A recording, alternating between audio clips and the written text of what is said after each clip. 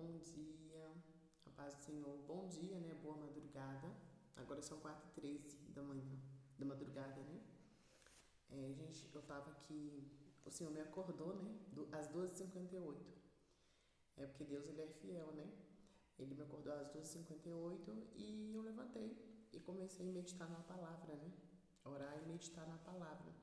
E o Senhor me entregou uma passagem que se encontra aqui em Jeremias 48, que fala a respeito de uma profecia contra Moabe.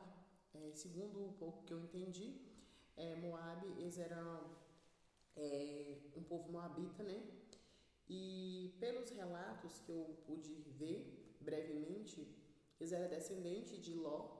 Eles surgiram a partir, se eu não me engano, da relação incestuosa de Ló com a filha mais velha dele, né? Lembra lá de quando eles saíram de Sodoma e Gomorra, que o pessoal, todo mundo morreu, aí ficou só as filhas de Ló e Ló, que as filhas de Ló embriagaram Ló para poder ter relação e tal, para poder ter descendente.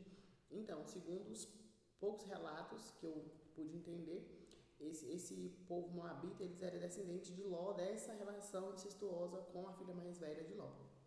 E dito isso, a profecia é bem pesada, né, contra os moabitas, mas aqui tem muita informação que a gente pode pegar pra gente, tem muito ensino aqui, essa é uma passagem muito rica. Confesso que eu já li o livro de Jeremias, eu acho umas 2 vezes, 2 ou 3 vezes, e eu não havia me atentado nessa questão, nessa passagem aqui. Olha pra você ver como que Deus fala o tempo todo.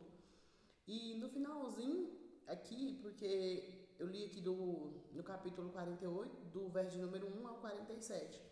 E aqui no verso de 47, no último versículo do capítulo 48 de Jeremias, tem uma promessa aqui, né, do Senhor, que ele promete que nos últimos dias é, ele faria voltar os cativos de Moab, né? Então ali tem uma promessa de restauração, né? Já é uma coisa boa. Mas eu não vou ler, gente, todo o capítulo, porque é um capítulo muito grande, sabe? Mas é uma profecia contra Moab, contra esse povo moabita. E aqui eu até grifei algumas passagens aqui, porque esse pessoal, eles, pelo que eu entendi, que certo, eles tinham muita riqueza, eles eram um povo assim, que tinha condições, sabe? E por conta dessas condições, e também eles tinham deuses estranhos, né? Eles confiavam no outro deus lá. É, acho que é Deus, Quemos, né? Acho que é isso.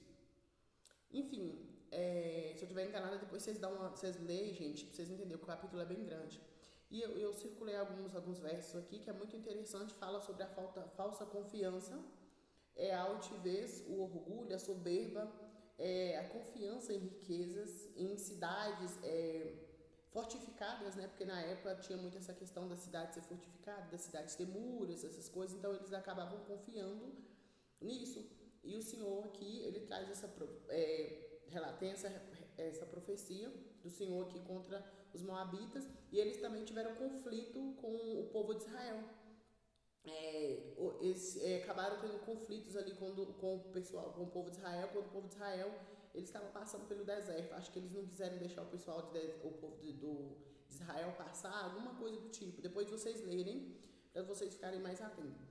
Mas esse pessoal, então, eles confiavam nessa falsa riqueza deles, sabe? Nessa falsa segurança. E isso me trouxe uma lição muito grande. Eu falei, Senhor, o que o Senhor quer falar comigo? Aí daqui a pouco o Espírito Santo começou a ministrar no meu coração acerca de altivez, soberba, orgulho, falsas alianças, de confiar em pessoas, de confiar em riquezas, de confiar em si mesmo, do ego, do orgulho. E o Senhor me fala muito a questão de a gente ser submisso a Deus, sabe? Da gente não se esquecer que a gente precisa estar rendido aos pés do Senhor, que Deus é Senhor, nós somos servos, eu, você, entendeu? Então a gente precisa estar submisso à vontade do Senhor, a gente precisa estar rendidos aos pés do Senhor, ser dependente do Senhor. Mesmo que a gente tenha muita riqueza, mesmo que a gente tenha muitas condições, mesmo que a gente tenha muita saúde, mesmo que a gente tenha muitos amigos, pessoas confiáveis, isso não nos torna independentes de Deus. Isso não nos torna pessoas soberanas a ponto de achar que não precisamos de Deus, entendeu? Então aqui é por isso que esse pessoal, que esse povo que ele teve, esse povo moabita, eles teve tanta profecia contra Moab, né, os povos moabitas.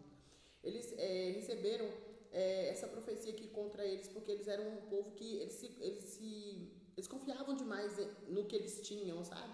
Eles eram pessoas, aparentemente, que pelos relatos ricas, né? Enfim, pessoas que tinham uma certa segurança ali, uma certa condição, né?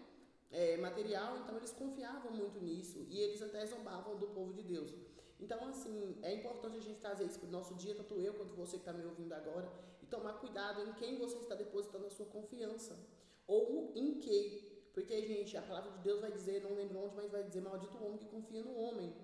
E assim, hoje eu entendo, antigamente eu pensava que era só o fato da gente confiar no outro. Não, mas é o fato, às vezes, da gente confiar na gente mesmo, falar assim, eu posso, eu sei, ou se achar dono da verdade, sabe?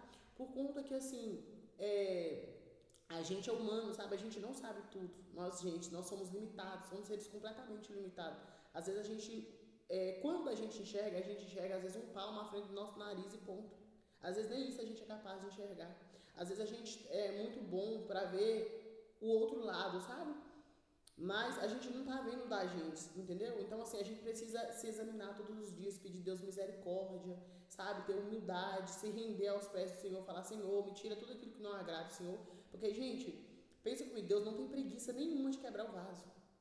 Deus não tem preguiça nenhuma de quebrar o vaso. Se Deus precisar quebrar o vaso e fazer de novo, Deus quebra, entendeu? Gente, assim, Deus ele é maravilhoso, Deus é bondoso, Deus é zeloso, Deus é incrível. Eu tenho muito o que falar da bondade de Deus. Nossa, eu falo pro Senhor, eu sou completamente apaixonada por Deus, por tudo que Ele faz, por Jesus, por tudo que Ele tem feito na minha vida. Porém, gente, mas quando Deus também quer tratar a gente ali, sabe? Fazer a gente ficar miudinho, Deus sabe como fazer. Deus não tem preguiça de corrigir, Deus não tem preguiça de educar os seus filhos, Deus não tem preguiça de nos castigar se for preciso, para não nos perder. Se for preciso Deus quebrar a gente todinho, Deus quebra, viu? Deus quebra. E eu tô falando aqui já entrando no testemunho pessoal, entendeu? Então, assim, cuidado. E peça a Deus misericórdia, peça a Deus para trazer clareza na sua mente o que você está fazendo, se você está andando de forma correta, o que você está fazendo, se agrada verdadeiramente o Senhor, porque, gente, Deus, Ele vai cobrar da gente, porque Deus, Ele dá talentos para cada um de nós, Ele distribui dons segundo o seu querer, segundo a tua vontade, para que a gente dê frutos, e Deus espera, e Ele quer que todos nós, eu, você e todos nós tenhamos frutos. Ele espera que nós tenhamos frutos para outras pessoas que necessitam, que futuramente essas pessoas também, que hoje precisam dos nossos frutos, vão dar frutos também, porque o desejo de Deus é esse, que todos nós tenhamos frutos. Então, se Deus colocou algo em suas mãos, tenha zelo por aquilo, tenha cuidado em nome de Jesus, e tenha temor ao Senhor, sabe? Peça ao Senhor sabedoria e discernimento para que você possa cuidar. Eu estou falando isso e serve para mim. Que a espada que ela pega, que ela corta aí, ela corta aqui primeiramente, ainda mais fui eu que li, como eu li a palavra, então, tipo assim, já me faz fazer um autoexame aqui de mim mesmo, entendeu? Então, assim, tenha zelo, tenha temor, em nome de Jesus, e busque sabedoria do alto, entendeu? Porque Deus, os olhos dele passam sobre toda a terra em todo o tempo, sabe? Ele vê tudo que a gente faz, mesmo quando não tem outras pessoas ao nosso derredor, mesmo quando estamos ali no nosso oculto. Deus, ele está nos vendo, entendeu? O que as outras pessoas não vê, Deus vê.